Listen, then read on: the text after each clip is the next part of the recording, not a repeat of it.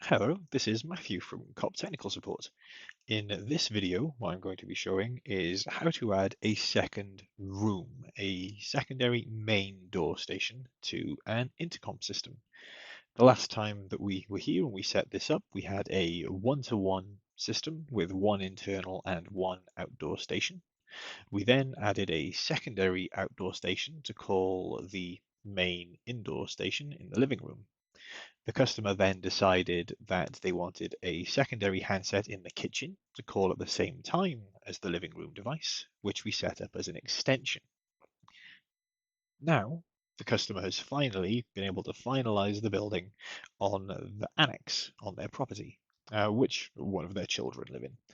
But when people come to see the son, they don't want them to call the main house, they just want them to call the annex.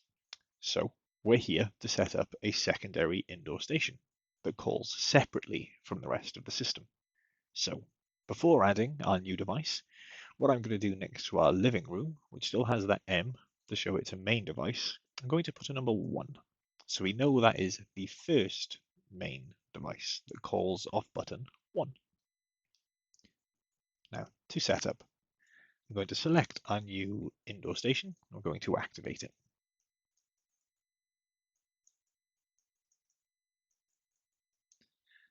And we're going to, once activated, use DHCP again to get the correct details for the device, for site, and for our computer. Oh, I think I've mistyped that. This is what happens when devices need stronger passwords. There we go. So with that in there and changed, if we hit refresh, that is now in range of our other devices. So we're going to add that in. We're going to call it M2 Annex.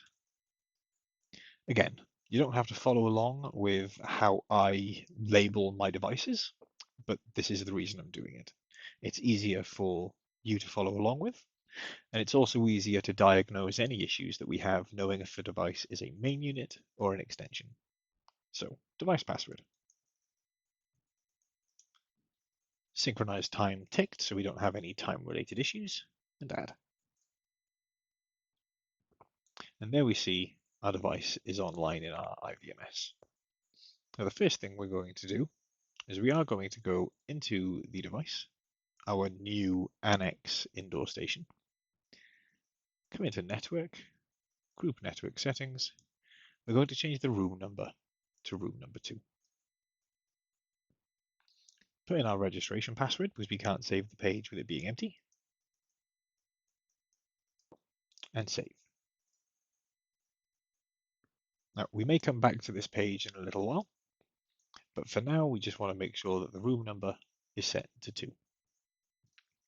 Now we want to go into our main outdoor station.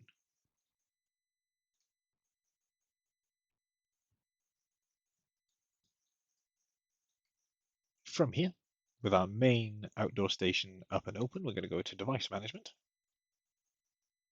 And we can see our sub-door station and first indoor station are still added and all online. So what we're going to do is we're going to click Add. Indoor station is correct for the device that we're adding. Password and registration password. And then the device serial number of our new screen, which will be Alpha Delta 0858287. Its IP address 192.168.0.28. The subnet mask, and our default gateway. So floor number, we're still going to leave as number 1. There's no reason to change that over. But this being our secondary indoor station, which makes it our second room, now needs to be room number 2 instead of room number 1. From there, I'm going to click OK. Full screening this and then hitting refresh, we can see that at the moment the device is offline, register failed, but it has pulled in the model and firmware version to show that it is starting to communicate.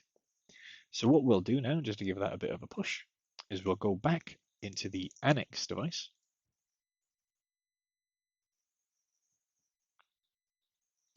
Network, Group Network Settings, and what we're going to do now is input the details for our outdoor station.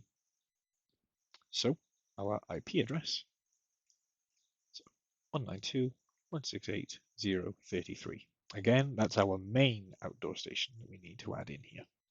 The registration password, and then we do just want to doubly check that our room number is set to room number 2.